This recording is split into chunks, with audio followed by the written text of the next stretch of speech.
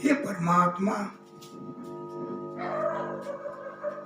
हे भागवत स्वरूप भगवान, हे प्रभु, हे नारायण भगवान, ओम नमो भगवते वासुदेवाय। ओम नमो भगवते वासुदेवाय। ओम नमो भगवते वासुदेवाय।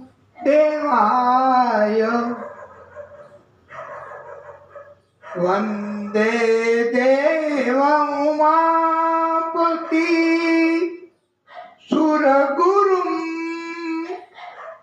वंदे जगत्कारणं,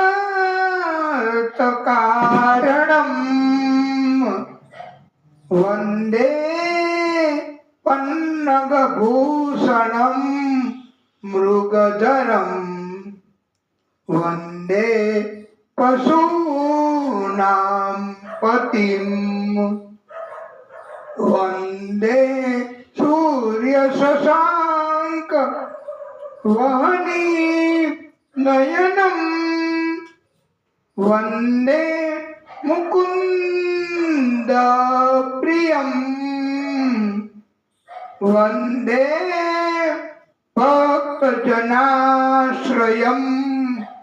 च वरदं, वंदे शिवं शंकरं। अर्थात उमा माता एना पति देवोना गुरुने આપણે વંદન નમસ્કાર કરીએ છીએ। જગતના કારણને તથા જેના હાથમાં હિરણ હીરો છે તથા જે મનને નિયંત્રણ કરવા વાળા છે, જે અજ્ઞાનતાથી ઘેરાયેલા પશુ જેવા જીવોના સ્વામી છે, તેને અમે વંદન કરીએ છીએ, નમસ્કાર કરીએ છીએ। જેની આંખો સૂર્ય ચંદ્ર અગ્નિ સમાન છે તથા જે વિષ્ણુ ભગવાનના પ્રિય છે, જે બધાનું કલ્યાણ કરવા વાળા છે, તે ભગવાન મહાદેવજીને આપણે પ્રણામ કરીએ છીએ, નમસ્કાર કરીએ છીએ, વંદન કરીએ છીએ।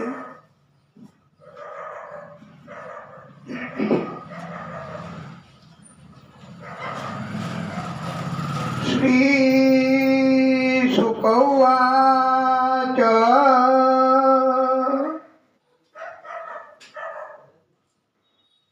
હે રાજન,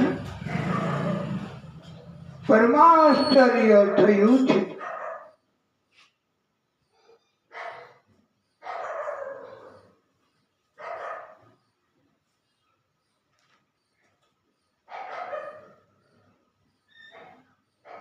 સોનાને લાગે ક્યાંથી કાટ, સંસારી મનવા સોનાને લાગે ક્યાંથી કાટ, સોનાને લાગે ક્યાંથી કાટ, સંસારી મનવા સોનાને લાગે ક્યાંથી કાટ। લોઢુઆ કટાઈ જાય, તાંબુની લૂડું થાય, લોઢુઆ કટાઈ જાય, તાંબુની લૂડું થાય। મેળીના વાયરામાં જાતે ખવાઈ જાય, સોનાને કોઈ ન ઉચાટ, સંસારી મનવા સોનાને લાગે ક્યાંથી કાટ। દુનિયાના દરિયાની ખારી હવામાં રાખો, દુનિયાના દરિયાની ખારી હવામાં રાખો, અંગે ઓપાવો અથવા કાદવ કીચડમાં નાખો, સોનું ના થાય શીશમપાટ, સંસારી મનવા સોનાને લાગે ક્યાંથી કાટ, સોનું ના સડતું કદી હલકી થાતું ના પગલે, સોનાનું સત ના બદલે, સોનાનું પત ના બદલે, બદલે પામે ને એનો ઘાટ, સંસારી મનવા સોનાને લાગે ક્યાંથી કાટ, સોનાને લાગે ક્યાંથી કાટ, સંસારી મનવા સોનાને લાગે ક્યાંથી કાટ.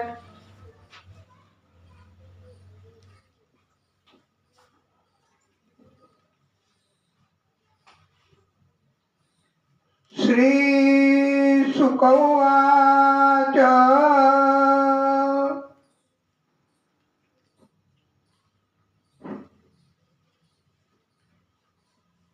હે રાજન, દ્રૌપદી, રાધાજી, સીતાજી આ ત્રણ એમના પ્રાગટ્ય છે. એ ત્રણ એમને પ્રાગટ્ય કર્યું છે. એમને ગર્ભમાંથી જન્મ નથી લીધો, ગર્ભ મારફતે, એટલે એમને અયોનિજા કહેવાય છે. અને એટલે ત્રણેયનું મૃત્યુ પણ નથી એમ પંડિતોએ સમજાવ્યું છે. આ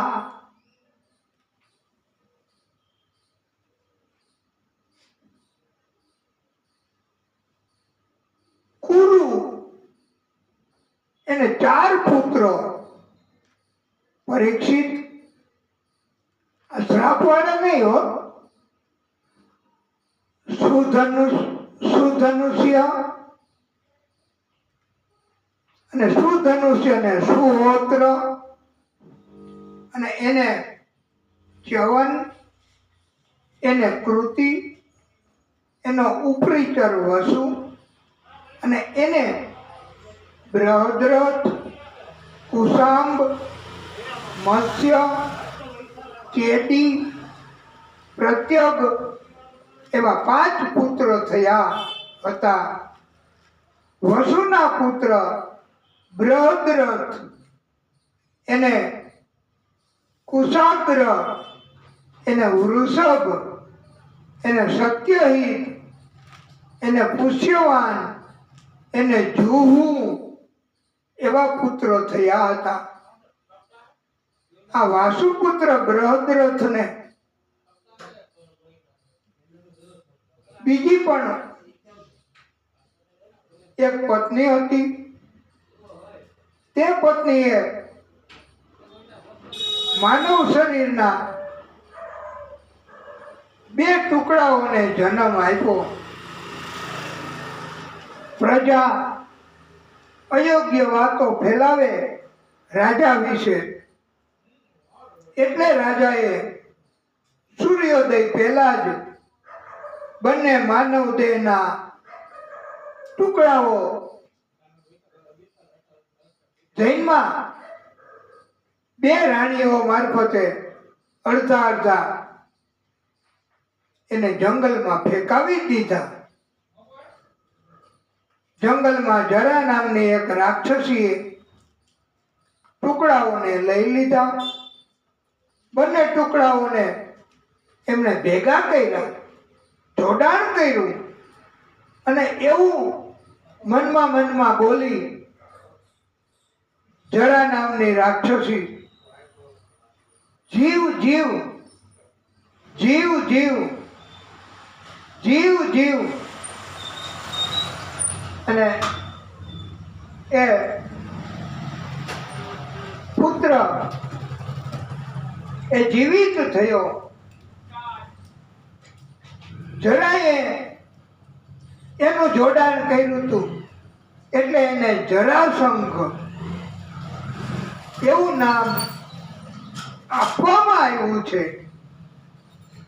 આ રીતે જરાસંઘની પણ ઉત્પત્તિ થઈ છે એવી કથા સંભળાવી છે.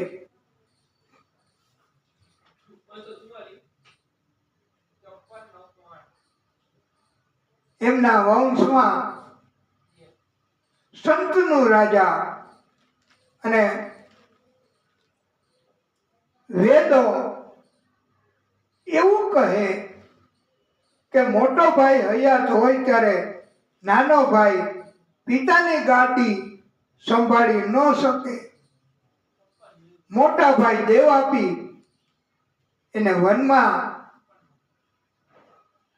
સમજાયું, પણ તે દેવાપીએ આ મોટા ભાઈ એ વનમાં હતો એને પિતાની ગાદી મળવાની પણ એને સ્વીકારીને સંમતિ ન આપી. દેવાપીએ વેદોની પણ ટીકા કરી આ મોટા ભાઈએ કે વેદોમાં ભલે લખ્યું, મારે નથી જોતી ગાદી. અને એટલે મોટો ભાઈ દેવાપી એ થોડોક પતિત પાપી બન્યો અને પાપી બન્યો એટલે ગાદી સ્થાન માટે લાયક પણ રહ્યો નહીં. હવે એટલે ગાદી સ્થાન માટે નાનો ભાઈ સંતનું ગાદી સંભાળી અને રાજા બન્યો છે. આ દિવ્ય કથા અને પિતાના સુખ માટે પુત્ર દેવવ્રત એમણે મહાન પ્રતિજ્ઞા લીધી. આ જીવન લગ્ન નહીં કરવાની, સંતાનો નહીં ઉત્પન્ન કરવાની. આ પ્રતિજ્ઞાના કારણે તેને ભીષ્મ કહેવામાં આવે છે. આ દિવ્ય કથા પાંડુનો પરિવાર એમની કથા પણ કહેવામાં આવી છે.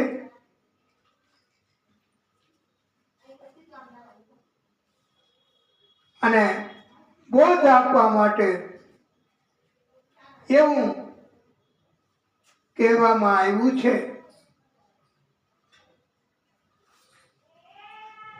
કે હંમેશા પરોપકાર કરતા રહેવા.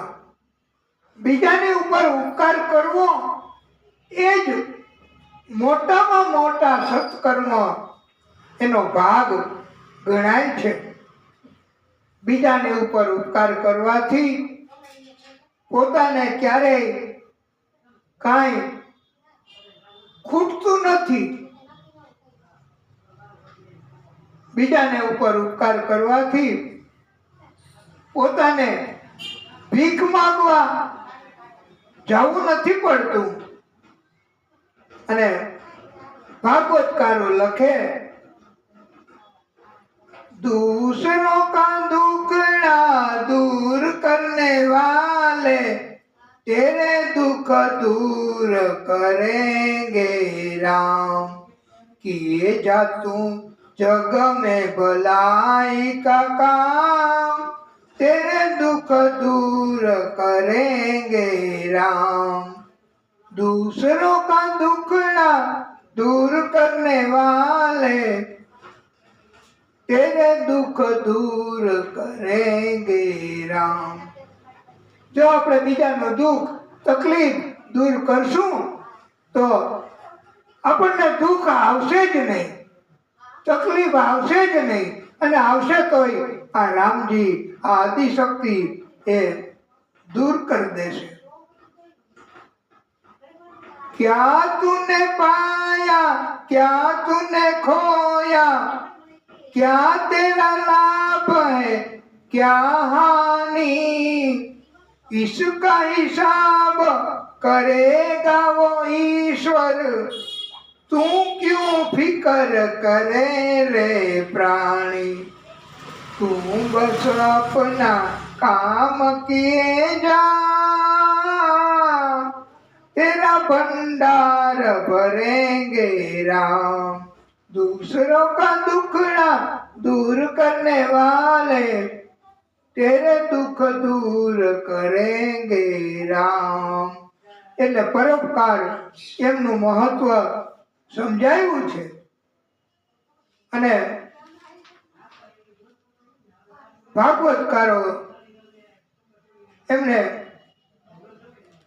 સહસ્ત્રાજીત, સહસ્ત્રાર્જુન, તાલજંગ અને એમના વંશો એની કથા, વિદર્ભના પુત્રો એના વંશો એની કથા, સાત્વતના પુત્ર અંધક એના વંશમાં દેવક, ઉગ્રસેન એના સંતાનોની કથા, અને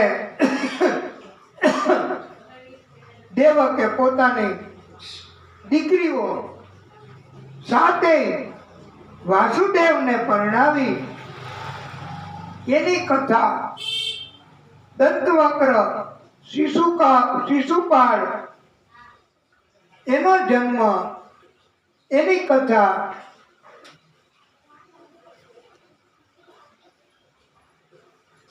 આ દિવ્ય કથાઓ સંભળાવી છે. દેવોની સૃષ્ટિમાં સૂર્ય, શ્રાદ્ધદેવ મનુ ઉત્પન્ન થયા. એમનો સમયકાળ વૈવસ્વત મન્વંતર શરૂ થયો છે. આ દિવ્ય કથાઓ સંભળાવી અને ભાગવતજીની કથા સાંભળ્યા પછી માનવતા ઉત્પન્ન ન થાય તો સમજવું કે ચોક્કસ આ કંઈક ખામી છે. દસમો સ્કંદની કથા એ ભાગવતનું હૃદય કહેવાય છે. સાત્વિક, રાજસી, તામસી ભગવાન કૃષ્ણની 16,108 પત્નીઓ તે વેદની ઋચાઓ, શાખાઓ છે. શાસ્ત્રોમાં, વેદોમાં ભગવાન કૃષ્ણને સાક્ષાત શ્રી હરિ વિષ્ણુ પરમાત્માનું પ્રાગટ્ય અંશ અવતાર કહેવામાં આવ્યો છે. દેવકીને કંસ ખૂબ જ પ્રેમ કરતો હતો, લાડ પ્યારથી રાખતો હતો. વાસુદેવ સાથે એમના લગ્ન કરાવ્યા. ઘણો મોટો દાયજો ભેટ સોગાદો આપી કંસ પોતે એમને વળાવવા માટે પાદર સુધી રથ પોતે ચલાવીને ગયો છે. અને પાદરમાં આકાશવાણી સંભળાઈ, અરે ઓ મૂર્ખ કંસ, તું જે દેવકીને આટલો પ્રેમ કરે છે, જાતે વળાવવા આવ્યો છે, આજ દેવકીનું 8મું સંતાન એ તારું મૃત્યુ કરશે. આકાશવાણી સાંભળતા જ દુઃખી બની ગયો. દેવકીને મારી નાખવા માટે ખુલ્લી તલવાર લઈને પ્રહાર કરવા તૈયાર થયો. મહાત્મા રૂપ વાસુદેવ એ કંસને સમજાવે છે, મૃત્યુ તો જન્મની સાથે જ હોય છે. જન્મ એનો મૃત્યુ ચોક્કસ છે. અલબત્ત જન્મ મૃત્યુ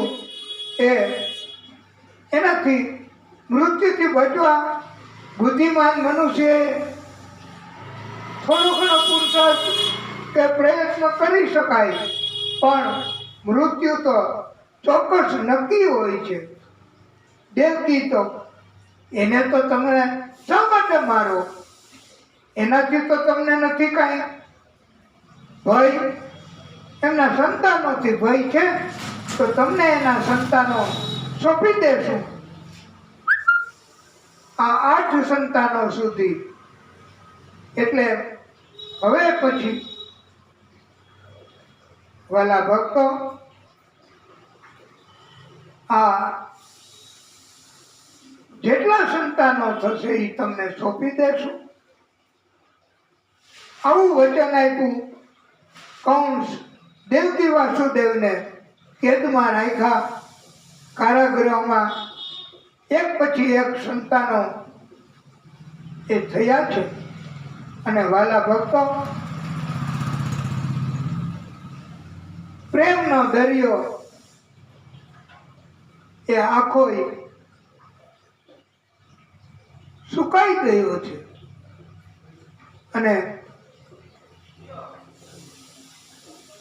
પ્રેમ એટલો બધો હતો કે પલવારમાં તો પ્રભુની લીલા કે એ પૂરો થઈ ગયો પ્રેમ.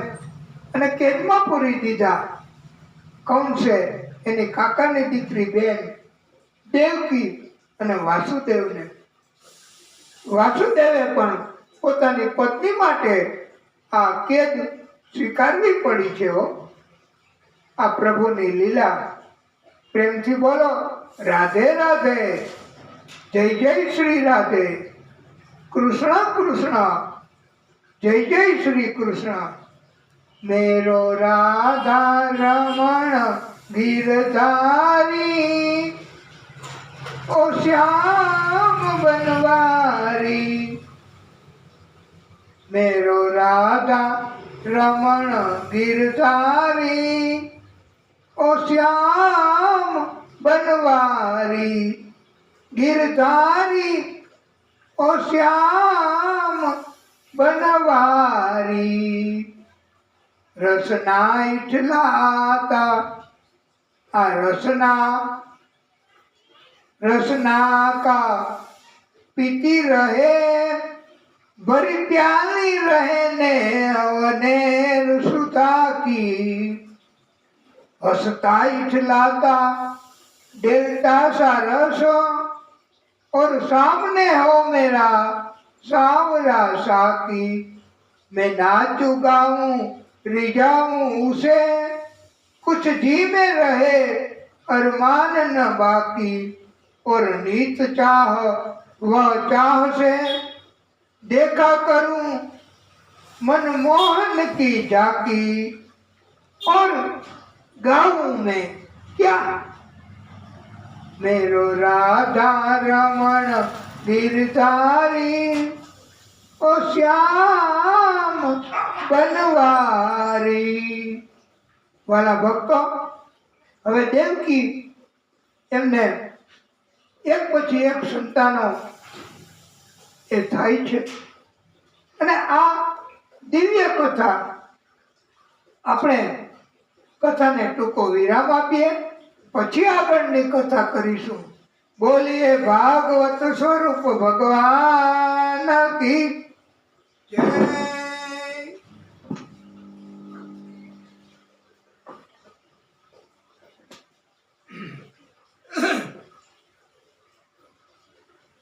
हे परम कृपाळु हे परमात्मा हे नारायण प्रभु